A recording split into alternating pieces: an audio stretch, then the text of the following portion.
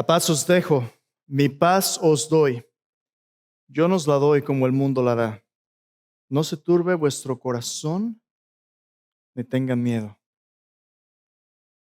Si en el mundo tendréis aflicción, pero confiad, yo he vencido al mundo.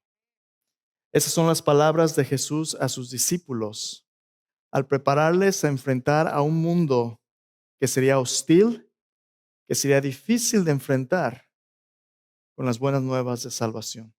Un mundo desesperado y necesitado, pero un mundo ciego en sus pecados, perdido, sin esperanza, sin Dios en este mundo. Y Jesús, como el buen pastor, con este pequeño rebaño de discípulos, los está preparando porque Dios los va a enviar con la misión de buscar y salvar los que se han perdido. Usted es aquel que Dios está preparando para alcanzar y transformar a este mundo. Usted y yo, los que profesamos seguir a Jesús, con nuestras imperfecciones, con nuestras dudas, con nuestros problemas, con nuestras necesidades, con nuestras pérdidas, con nuestras preguntas, con nuestras debilidades, con nuestras flaquezas, con nuestra insatisfacción. Sí, nosotros, el pequeño rebaño, es el que Dios quiere utilizar para enviar y transformar al mundo.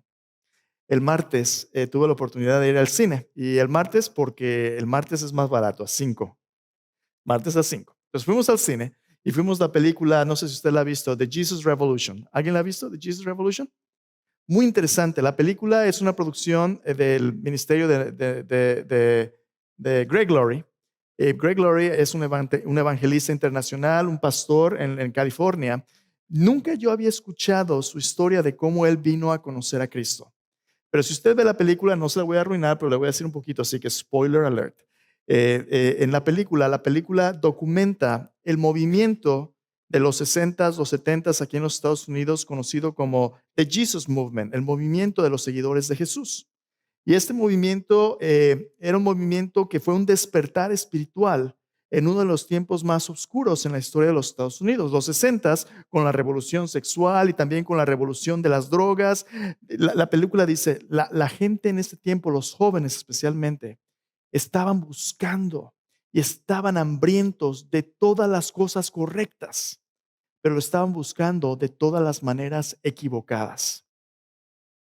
La gente tenía hambre de significado, hambre de trascendencia y sentido de eternidad, hambre de paz en el mundo, hambre de dignidad humana, de los derechos humanos, de la mujer, de hombre, hambre de familia, hambre de honestidad e integridad, haciendo a un lado la hipocresía de las instituciones que aparentaban ser respetables, pero por dentro estaban carcomidas de todo tipo de corrupción, de todo tipo de apariencia e hipocresía. Hambre de la verdadera vida que solamente Dios puede dar. Pero esta hambre la trataron de satisfacer de todas las maneras equivocadas, a través de la promiscuidad, a través de los vicios, a través de la anarquía, a través de las drogas. En lugar de liberarse, la gente empezó a sumirse cada vez más en un pozo oscuro de desesperación, perdido, sin esperanza, sin Dios en el mundo. Pero es en los momentos más oscuros de nuestra humanidad, es en los momentos más oscuros de nuestra historia donde Dios, el Salvador, se manifiesta e interviene con su luz. Es en los días más oscuros que Dios quiere brillar en nuestras vidas. Y allí en medio de la revolución de los hippies, en medio de esta pérdida y de esta experiencia psicodélica de drogas y alucinamientos, allí en medio, Dios llamó a una pequeña iglesia en California a abrir sus puertas y recibir a aquellos que no eran recibidos en ningún otro lugar. Los hippies. Sí, con su lenguaje totally cool, dude, y sus ropas, los pantalones de campana que olían de maneras extravagantes, o algunos porque no se bañaban y otros porque se echaban de todo tipo de hierbas. Una experiencia que hablaba de cosas que a la iglesia establecida no le parecían cómodas. Esta iglesia abre sus puertas y empieza a recibirlos y testificando acerca del poder de Cristo para rescatarnos del mundo, rescatarnos del pecado, y la gente empieza a encontrar vida nueva en Cristo. Cientos, miles de personas bautizándose en la playa, viniendo a Jesús, en lo que se convirtió en un avivamiento y un despertar espiritual para la gloria de Dios. Yo recuerdo cuando yo vine a Cristo, una de las cosas que me trajo al Señor Jesús era escuchar las alabanzas, escuchar a la gente cantando de maneras que yo nunca había oído a nadie cantar. Yo sabía del rock, ¿verdad? Cantamos de que la que me gusta, el que me gusta, de la botella, de la pachanga, de la parranda, de todo tipo de temas. Pero cantar de Dios, aparte de los cantos que daban lástima que cantamos en media hora en la mañana un domingo, yo nunca había oído tal cosa. Pero cuando escuché los cantos, ¿ha escuchado usted alguna vez de la compañía Maranatha Music? Los cantos de Maranatha, quiero alabarte, todos esos. Medio hippies, ¿verdad? Pero yo nunca había escuchado a nadie cantarle a Dios de la manera que esta gente le cantaba. Un canto que surgía como alabanza de la convicción de una vida transformada, de un nuevo comienzo, del perdón, del gozo, de la paz que solamente Cristo puede dar en medio de las tormentas. Yo nunca había oído de eso. Yo sabía que Dios era un Dios de religión, media hora en la mañana, sacramentos, ceremonias, y eso era todo. No de un Dios personal que entraba en mi vida como un fuego consumidor a transformar todo lo que yo era y darme un nuevo comienzo. Así comenzó esa revolución. Tan importante como fue en la cultura de los Estados Unidos lo que pasó en esa película, y sigue siendo y sigue impactando, nada se compara con el avivamiento espiritual que tomó lugar a través de la iglesia después de la ascensión de Cristo en el libro de los Hechos. El evangelio en el libro de los Hechos fue el primer fuego consumidor que Dios utilizó para transformar al imperio más poderoso de la antigüedad, el imperio romano, en la cuna de la iglesia primitiva. El día de hoy vamos a iniciar una nueva serie de mensajes llamada Fuego Consumidor, enfatizando el movimiento misionero, cómo empezó el movimiento misionero a través de los discípulos que Dios estaba formando primero con los judíos, cómo es que este pequeño movimiento alcanzó hasta lo último de la tierra a los millones que aún hoy en día siguen siendo impactados por el Evangelio de Cristo. Hermano, estoy convencido que como iglesia Dios nos está preparando. Dios nos está preparando para su cosecha. Hemos estado trabajando en estos últimos años en ser una iglesia fiel en adoración, una iglesia verticalmente alineada con Dios, que tenga una pasión por Dios, por su palabra, por adorarle, por la vida que Dios quiere delante de Dios, sin apariencias. Lo que usted ve es lo que es. No somos perfectos, pero Dios sí es y queremos ser como Él. Adorar a Dios es rendirse a Él. Es decirle, Señor, yo soy tuyo, yo quiero servirte. Tú me salvaste.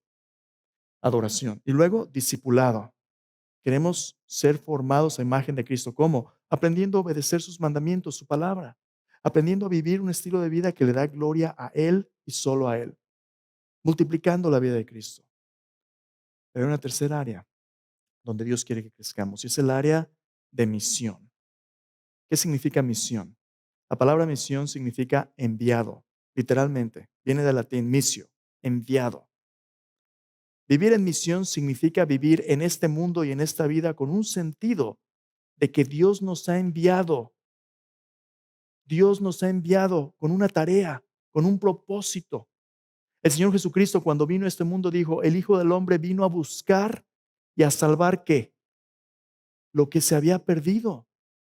El Hijo del Hombre vino para buscar y para salvar lo que se había perdido. Y nosotros, como seguidores de Cristo, transformados a su imagen, Dios quiere enviarnos a donde Él ya está en el mundo, alcanzando a gente que están perdidas. Pero Dios quiere encontrar. Dios nos quiere enviar a buscar su familia. Si tiene su Biblia, entonces le voy a invitar a abrirla, porque Dios quiere utilizar este pequeño rebaño para, si le permitimos en nuestras vidas, usarnos como un fuego consumidor a lo último de la tierra. Ahora, le digo, si le permitimos, no porque Dios no pudiera por otra manera. Dios puede hacerlo y lo va a hacer de una manera o de otra. Pero Dios nos invita a ser parte de su obra. Y si nosotros no queremos ser, nosotros somos los que nos la vamos a perder. Dios nos está diciendo, ya Él está caminando sobre las aguas, pero estamos dispuestos a entrarle con Él. El canto que hace un momento estamos cantando, paz, paz sobre mí, aún en medio de la tormenta. ¿Cómo podemos tener paz? Be- em, ¿Cómo se llama usted? Beto. Beto, nomás tengo 3 años de conocerlo, ¿verdad? Nada. Sí, sí, sí me hace tu nombre, Beto. Muchas gracias. Beto nos compartía hace unos momentos cómo Jesús cuando está caminando ahí sobre el agua, los discípulos lo ven y se asustan. Pues ¿quién no, verdad? ¿Quién no se va a asustar de ver un fantasma que estoy viendo? Y Pedro mira a Jesús y le dice, Señor, si eres tú, manda que yo vaya a ti. ¿Qué le dice Jesús? Pues ve. Y Pedro sale de la barca y empieza a caminar sobre el agua, ¿verdad? ¿Y qué pasa? Cuando Pedro ve las tormentas, escucha el viento, Pedro empieza a hundirse. Y le dice, Señor, sálvame que perezco. Y Jesús inmediatamente extiende la mano y lo levanta y dice, ¿por qué? ¿Por qué temiste? ¿Por qué dudaste? Pon tus ojos en mí. Pero hermano, la realidad de las cosas es esta. Dios ya está en el campo misionero. Dios ya está allí en medio de las aguas. Y el agua, sí hay tormenta, sí está medio difícil, pero ahí en medio de las aguas Jesús nos invita y nos dice, ven. Y a veces nosotros no creemos porque le ponemos atención a todo lo que nos distrae. En cuanto empiezo a compartirle acerca de evangelismo, de misiones, yo puedo ver algunas veces cómo empezamos así como que, "Ugh, a mí no me gusta meterme en lo que no me importa. A mí no me gusta decirle a la gente ese tipo de cosas. Pastor, yo soy introvertido. Yo no le digo a la gente cosas así. No, eso es muy incómodo. Oye, ¿qué tal si me dicen algo y les caigo gordo? No, de religión y política yo eso no me meto. Cada quien su cosa, ¿no? Pero Jesús nos dice, ve. ¿Recuerdas cuando aprendiste a nadar? Si sabes nadar. Yo recuerdo con todos mis hijos era lo mismo, con todos mis hijos lo mismo. Cuando empezaban a nadar mis hijos, ahí está el papá, ¿verdad? En la alberca. Y los niños mientras traen sus salvavidas, a gusto, ahí andan como si nada, se avientan todo a gusto. Pero cuando llega el momento de quitar el salvavidas, ¡ah! Ahí está el niño, ¿verdad? En la orilla y el papá adentro. El papá le dice, vente, mijo, brinca, yo te agarro. Y el niño, no, papá, me da mucho miedo y si me ahogo, tú bríncale. Y ahí está el niño, ¿verdad? Se anima, no se anima, se anima, no se anima. Y por fin el niño se anima y ahí va. ¿Cómo le pasa? Se zambulle hasta abajo, ¿verdad? El niño, ¡ah! El agua se le mete en la nariz, le duele hasta arriba y ustedes piensan que ya no la va a contar. Y de repente el papá lo agarra y lo saca, ¿verdad? Y en cuanto sale el niño, ¡ah! Primero bien enojado, pero después, ¡ah! No me pasó nada. Estoy vivo. Me gustó el agua, se siente a gusto, está bien, puedo tocar el fondo. En 15 minutos después, el chamaco va a andar nadando como pez en el agua, ¿verdad? Pero qué susto da crecer. Qué susto da entrar en áreas donde nunca hemos hecho tal o cual cosa. Hermanos, Dios sabe lo que nos asusta. Y Jesús le dijo a sus discípulos, no tengan miedo, no tengan miedo. Creen en Dios, creen en mí. En la casa de mi Padre hay muchas moradas. Y si no fuera, yo os lo hubiera dicho, voy pues a preparar lugar para vosotros. Si me fuere, vendré otra vez, os tomaré a mí mismo, para que donde yo estoy, vosotros también estéis. Juan 14, 1 y 2. Mientras Jesús regresa y nos está preparando este lugar, Jesús nos dejó con una tarea y un trabajo que hacer. Tu futuro es seguro. Jesús está preparando tu lugar. Pero Jesús tiene gozo para ti si tú confías en Él y entras en su misión. Acompáñame, Hechos capítulo 13 y capítulo 14. Vamos a hablar acerca de cómo inició el movimiento misionero, cómo es que Dios alcanzó hasta lo último de la tierra a través de aquellos que estuvieron dispuestos a obedecerle. Hechos 13 y 14. Antes de leer estos pasajes, déjame darte un poquito de contexto de qué sucede ahí. La iglesia primitiva simplemente fue una extensión de lo que Jesús ya había iniciado con sus discípulos, una extensión y una multiplicación.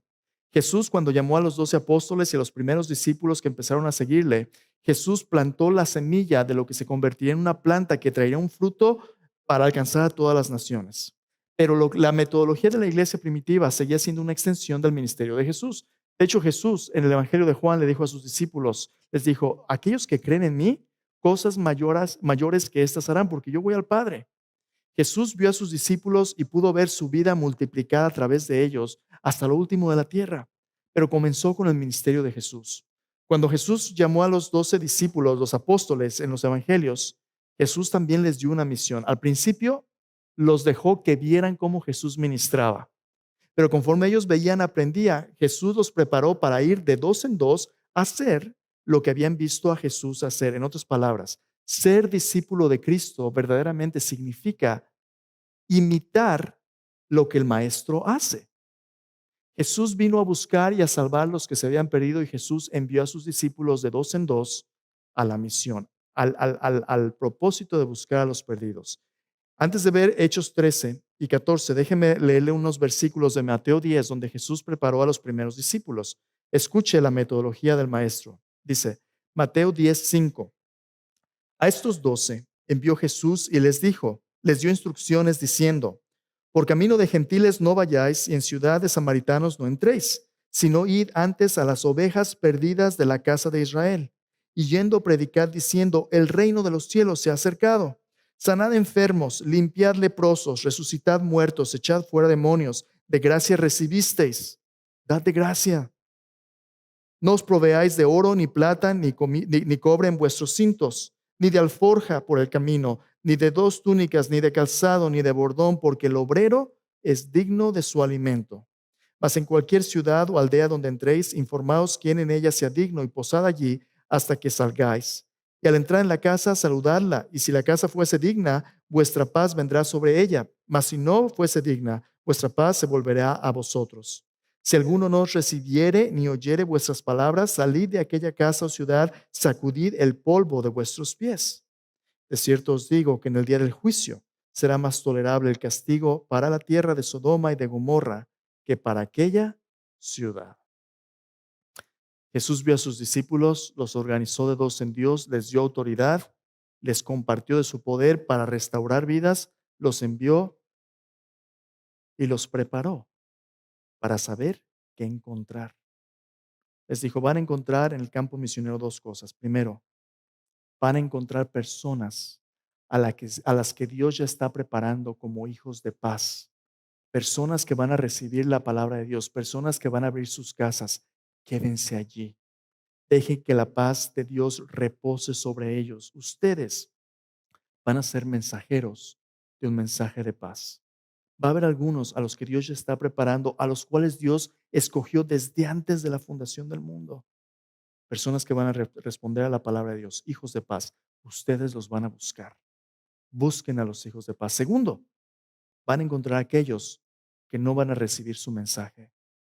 Su paz se va a volver a ustedes, pero donde no lo reciban, sacudan el polvo de sus pies. No dejen siquiera que el polvo de su incredulidad se pegue a ustedes. No todos los van a recibir. No se peleen. No hagan políticas. Lleven el mensaje a los hijos de paz. Pero va a haber persecución y va a haber dificultad. En la iglesia primitiva, esto es precisamente lo que la iglesia siguió encontrando. Entonces, la pregunta de hoy que vamos a tratar en Hechos 13 y 14 es muy sencilla, pero nos prepara para lo que Dios quiere hacer en nuestras vidas como sus seguidores. Y es esta.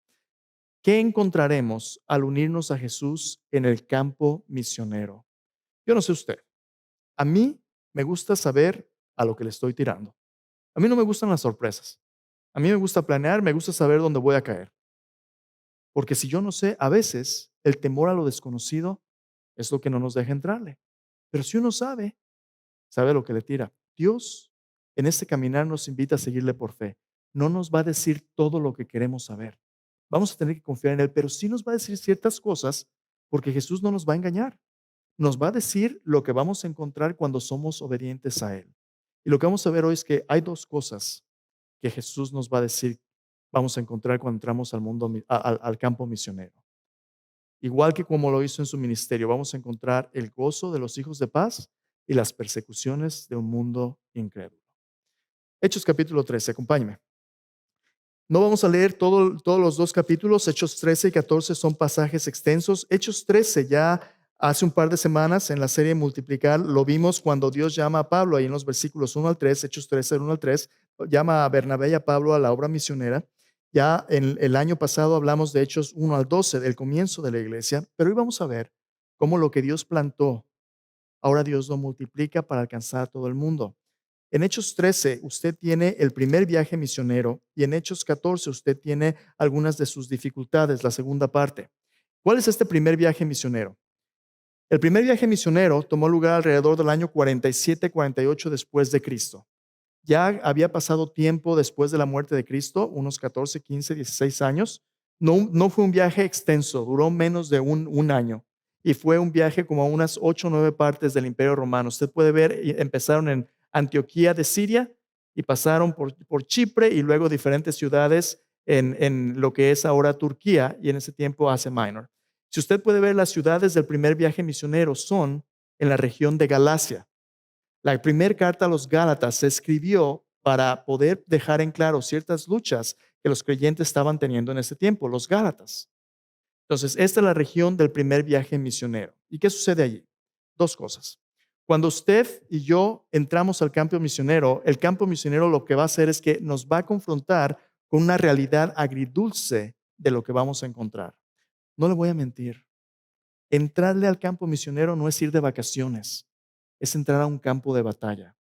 Sí va a ser difícil, sí va a ser una experiencia incómoda, pero es una experiencia que tiene muchas bendiciones. Es una experiencia agridulce porque va a haber dificultades, pero va a haber cosas muy buenas. Lo primero que usted va a encontrar, si usted decide obedecer, entrar al campo misionero. Por cierto, cuando usted me oye decir al campo misionero, no quiero que piense, pastor, me tengo que ir a la selva, tengo que ir a plantar, tengo que hacerme pastor. A lo mejor Dios le está llamando a usted a ser una persona dedicada al evangelio. Pero cuando hablo del campo misionero, hablo acerca de vivir donde Dios ya le ha puesto con el propósito de que usted represente a Cristo. Su campo misionero puede ser su familia, sus hijos, sus parientes. Su campo misionero puede ser su trabajo. Su campo misionero puede ser un taller donde usted va, la escuela. El campo misionero es donde usted se para como testigo de Cristo. A lo mejor Dios le llama a ir hasta el último de la tierra. A lo mejor simplemente Dios quiere que usted se quede aquí, pero que le represente bien. Entonces, ¿qué va a encontrar en este campo donde Dios tiene un propósito para nuestras vidas como testigos suyos? Dos cosas. Primero, vamos a encontrar el gozo de la multiplicación de discípulos. Venga conmigo, Hechos 13. Hechos 13, solo refrescando la memoria, versículo del 1 al 3, es donde Bernabé y Pablo son enviados. Versículo 3 dice, entonces, habiendo ayunado y orado, les impusieron las manos y los despidieron. Versículo 4 al versículo 12. Los primeros discípulos van a la isla de Chipre, de donde es Bernabé. Llegan con sus parientes, llegan a su pueblo, llegan con personas que Bernabé conocía. ¿Qué es lo que encuentran? Encuentran personas perdidas. Dos personas específicamente tienen una confrontación con el evangelio. Sergio Paulo era un representante del gobierno romano y luego hay un mago que resiste al evangelio, Elimas. Ellos predican el evangelio, hablamos de ellos hace un par de semanas. ¿Y qué sucede? Quiero que vea usted cómo es que comienza el evangelio como una pequeña llama, pero que se extiende como un fuego consumidor. Mire lo que sucede aquí.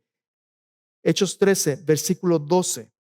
Después de haber visto el poder de Dios y el evangelio demostrado, dice, entonces el procónsul, viendo lo que había sucedido, creyó, maravillado de la doctrina del Señor. Uno, una persona viene a conocer a Cristo. Ven preguntarle, ¿vale la pena ir por uno? Para Dios, todos cuentan.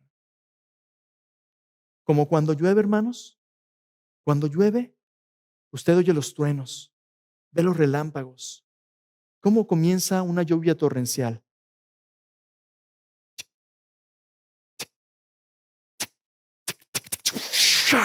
Y se desata aquello, ¿verdad? Pero comienza con una gotita o dos.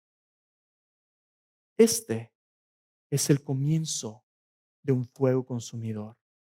A lo mejor pareciera menospreciable una persona, tanto escándalo por uno, pero ellos siguen yendo. Versículo 13. Empiezan a visitar diferentes ciudades y la estrategia de Pablo cuando llega a una ciudad es entrar en la sinagoga de los judíos. Dice Pablo en Romanos, el evangelio es poder de Dios para salvación, al judío primeramente, también al griego. Pablo entraba al lugar donde ya las personas tenían conocimiento de la palabra de Dios y estaban esperando el cumplimiento de las promesas del Mesías. Pablo entraba con aquellos que se supone deberían de ser los hijos de paz. Entraba a la sinagoga, los que conocían al Dios de la Biblia.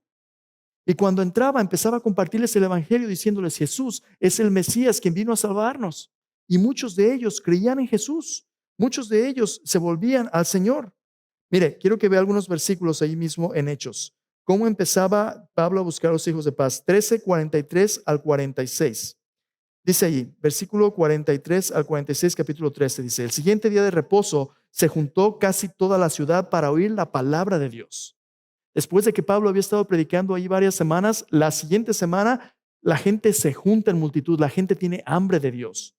Dice, se reunieron toda la ciudad, versículo 45, pero viendo los judíos, la muchedumbre se llenaron de celos y rebatían lo que Pablo decía y contradiciendo y blasfemando. Entonces Pablo y Bernabé, hablando con denuedo, dijeron, a vosotros la verdad era necesario que se os hablase primero la palabra de Dios, mas puesto que la desecháis y no os juzgáis dignos de la vida eterna, aquí nos volvemos a los gentiles. Versículo 48.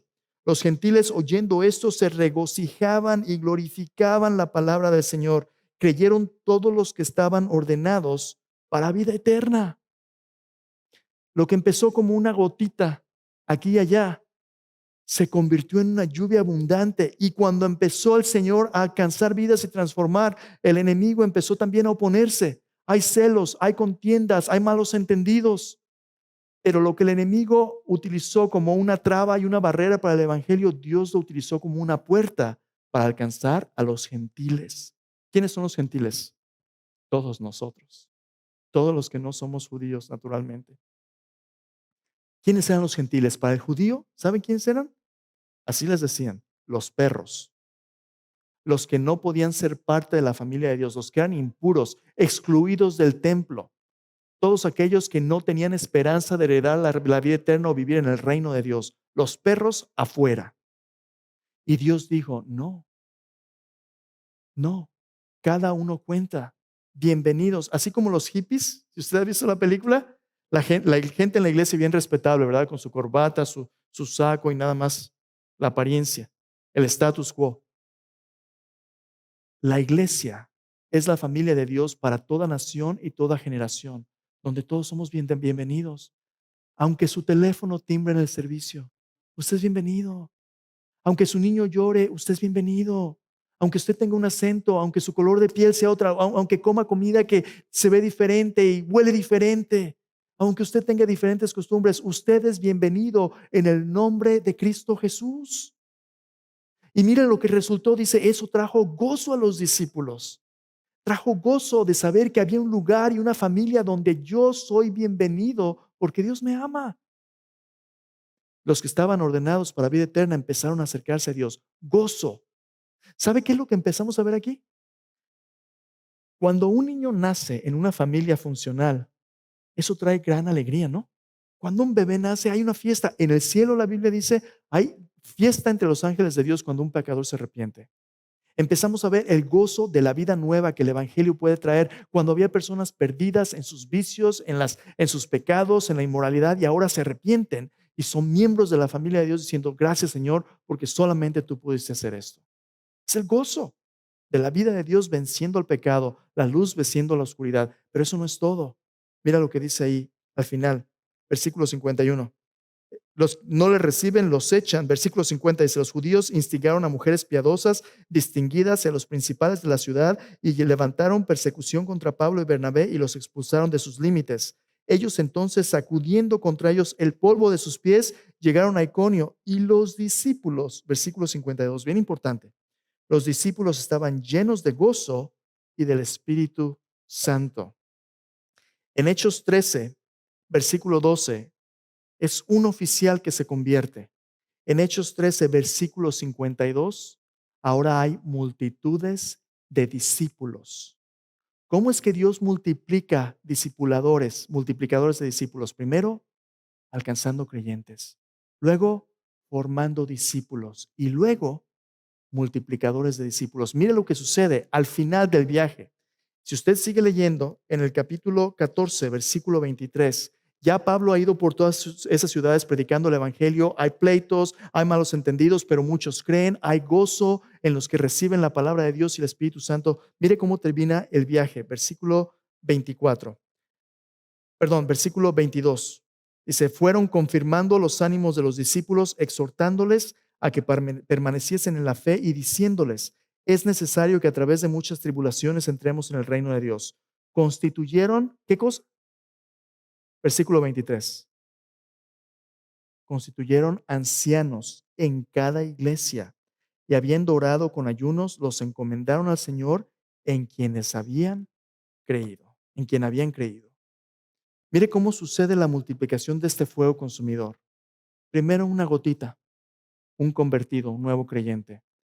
Luego empieza a lloviznar los discípulos, un grupo, pero luego Pablo establece iglesias con ancianos. Esos son líderes, hermanos. Esos son personas a las que él ya ha discipulado y ahora ha plantado una iglesia. A donde Pablo iba, ¿sabe qué dejaba él atrás? Creyentes, discípulos e iglesias.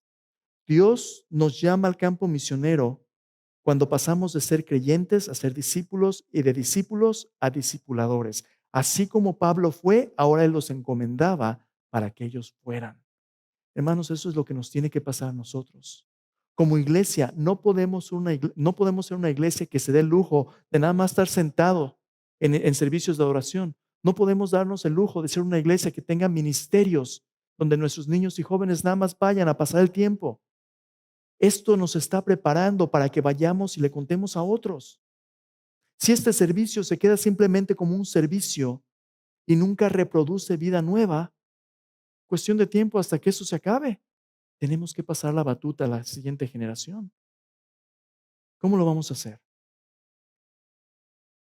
Las iglesias sanas reproducen nuevos creyentes. Los nuevos creyentes se convierten en discípulos y los discípulos se convierten en multiplicadores de discípulos que plantan iglesias sanas, que producen creyentes, que se convierten en discípulos, que envían multiplicadores de discípulos a plantar iglesias sanas. Llevamos 2000 años, hermanos, en ese ADN familiar, de alcanzar hasta lo último de la tierra. Y la misión no ha terminado. ¿A quién le toca ahora? A nosotros. Y lo que Dios nos pone delante es este gozo. ¿Has tenido tú alguna vez el gozo de llevar a alguien a los pies de Cristo? ¿Sabías tú que la mayoría de los que se dicen ser seguidores de Jesús no comparten el Evangelio regularmente? ¿Compartiste el Evangelio hace una semana? ¿Hace dos? ¿Un mes? ¿Un año? ¿Hace un año? ¿Habrá alguien aquí que nunca lo haya compartido? Porque si nunca lo has compartido o si hace mucho que no lo compartes, Dios quiere que tú y yo despertemos por el gozo que ha puesto delante de ti. Dios quiere darte el gozo de ver cómo a través de tu testimonio Dios bendice a otros. Hay más gozo en dar que en recibir. ¿Sabes qué? No va a ser fácil. Sí, aunque hay gran gozo en ver a las personas transformadas, hermanos, hay hermanos aquí que hace 3, 4 años no conocían a Jesús y verlos crecer es el gozo de nuestro corazón. Verlos crecer, verlos servir, verlos vivir una vida nueva con familias restauradas, ver matrimonios que se hubieran acabado en divorcio restaurados, perdonados, ver niños creciendo en familias donde antes el papá era alcohólico y el papá ha estado sobrio por los últimos años, donde antes había gente que era indigente sin casa y ahora tienen trabajos, ya no están en drogas o en vicios. De eso se trata, eso es gozo, el gozo de una vida nueva. Dios quiere hacer eso a través de nosotros, donde ya la culpa, el remordimiento, donde ya la depresión no nos controla. Cristo en nosotros es la esperanza de gloria. Eso es gozo. Y hay todavía más. Pero va a haber dificultad. ¿Y cuál es la dificultad? Así como va a haber gozo, va a haber también tribulaciones causadas por aquellos que se oponen al Evangelio. Miren lo que pasa en Hechos 14. Pablo y Bernabé van en estos viajes y en el versículo 8 al 23 entran en una ciudad llamada Listra. Quiero que vea lo que sucede allí. Así como va a haber gozo en los hijos de paz, va a haber tribulación y sufrimiento a través de los que se oponen a Dios. Versículo 8 dice: cierto hombre de Listra estaba sentado imposibilitado de los pies, cojo de nacimiento, que jamás había andado. Este oyó hablar a Pablo, el cual, fijando en él sus ojos y viendo que tenía fe para ser sanado, dijo a gran voz: levántate derecho sobre tus pies. Y él saltó y anduvo. Entonces la gente, visto lo que Pablo había hecho, alzó la voz diciendo en lengua licaónica: dioses bajo semejanza de hombres han descendido a nosotros. A Bernabé llamaban Júpiter y a Pablo Mercurio, porque este era el que llevaba la palabra. El sacerdote de Júpiter, cuyo templo estaba frente a la ciudad, trajo toros y guirnaldas delante de las puertas y juntamente con la muchedumbre quería ofrecer sacrificios.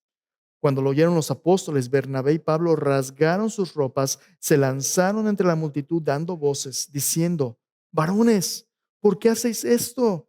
Nosotros también somos hombres semejantes a vosotros, que os anunciamos que de estas vanidades os convirtáis al Dios vivo, que hizo el cielo y la tierra, el mar y todo lo que en ellos hay. En las edades pasadas Él ha dejado a todas las gentes andar en sus propios caminos, si bien no se dejó a sí mismo sin testimonio haciendo bien, dándonos lluvias del cielo y tiempos fructíferos, llenando de sustento y de alegría nuestros corazones. Y diciendo estas cosas, difícilmente lograron impedir que la multitud les ofreciese sacrificios. ¿Qué encontraron Pablo y Bernabé en el campo misionero? El gozo de los nuevos creyentes, los hijos de paz, pero encontraron gente sumida en la oscuridad y esclavitud, idólatra del paganismo y la religión. Pablo ve a un hombre atrapado en esta enfermedad y dirigido por el Espíritu Santo le dice: levántate, y lo sana milagrosamente. Dios lo sana. La gente asombrada, ¿sabe cómo interpretaron esta obra? Dijeron: los dioses están aquí. ¿Y qué trataron de hacer? Adorarles. Convirtieron a Pablo y Bernabé en un ídolo, y trataron de ofrecerles sacrificios. Lo bueno es que esto ya no sucede, ¿verdad? Ah, ¿sabe cómo se llama esto? Eso se llama fama. La fama del mundo es un ídolo voluble. Las multitudes hoy te adoran, mañana te crucifican. Nosotros vivimos en una cultura obsesionada por la fama del momento. Mira, si esto hubiera sucedido hoy, ¿sabes qué hubiera sucedido? Alguien hubiera estado parado ahí aburrido, viendo a este cojo e ignorándole, ni siquiera dándole limosna. De repente Pablo se habría acercado y le habría dicho: ponte de pie. Y alguien hubiera sacado su teléfono celular, ¿verdad? Lo hubiera puesto en el video en el TikTok.